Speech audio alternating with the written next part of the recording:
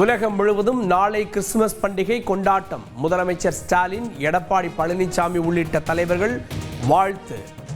இன்னா செய்தார்க்கும் நன்மையே செய்யும் அன்பை விதைத்த இயேசுபிரான் காட்டிய அன்பு வழியில் பயணிப்போம் என சூளுரை.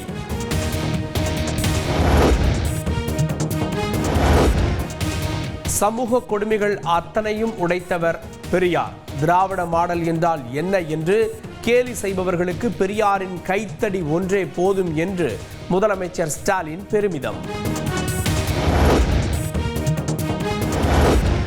இந்தியாவிலேயே தமிழகத்தில்தான் ஆணவ கொலை, சாதி உணர்வுகள் அதிகம்.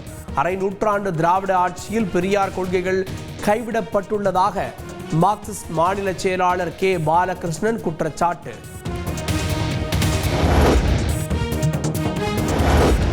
தாவேக அலுவலகத்தில் வைக்கப்பட்ட பெரியார் உருவப்படத்திற்கு தமிழக வெற்றிக் கழக தலைவர் விஜய் மரியாதை. அறிவார்ந்த சமத்துவ சமுதாயம் அமைக்க உறுதியேற்போம் என்றும் எக்ஸ் தளத்தில் பதிவு. புதுச்சேரியில் 8ஆம் வகுப்பு வரை ஆல் பாஸ் திட்டம் ரத்து.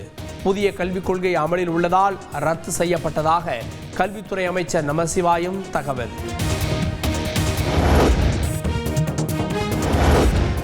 கல்வியின் தரத்தை மேம்படுத்தவே ஆல் பாஸ் திட்டத்தை ரத்து செய்தது மத்திய அரசு.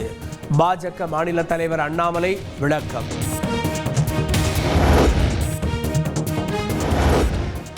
தேசிய கல்விக் கொள்கையின் மூலம் இந்தியை திணிக்க மத்திய அரசு முயற்சி. விடுதலை சிறுத்தைகள் தலைவர் திருமாவளவன் குற்றச்சாட்டு.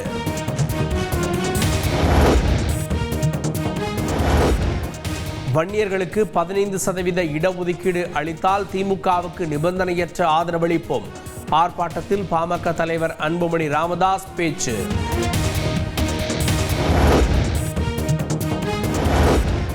சண்டிகர் மாநகராட்சி கூட்டத்தில் ஆம் ஆத்மி, காங்கிரஸ், பாஜக கவுன்சிலர்கள் இடையே மோதல். அம்பேத்கர் குறித்த அமித்ஷாவின் சர்ச்சை பேச்சுக்கு எதிர்ப்பு தெரிவித்து தீர்மானம் கொண்டுவர முன்மொழிந்ததால் பரபரப்பு.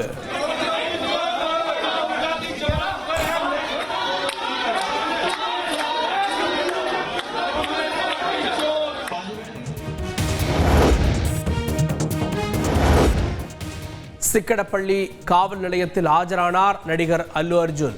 ரசிகை பலியானது குறித்து போலீசார் கிடுக்கிப்பிடி விசாரணை.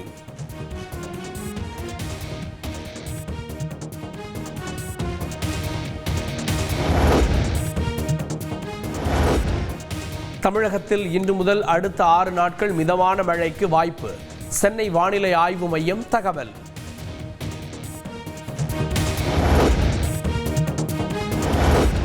8 அணிகள் பங்கேற்கும் சாம்பியன்ஸ் டிராபி தொடருக்கான அட்டவணையை வெளியிட்டது ஐசிசி.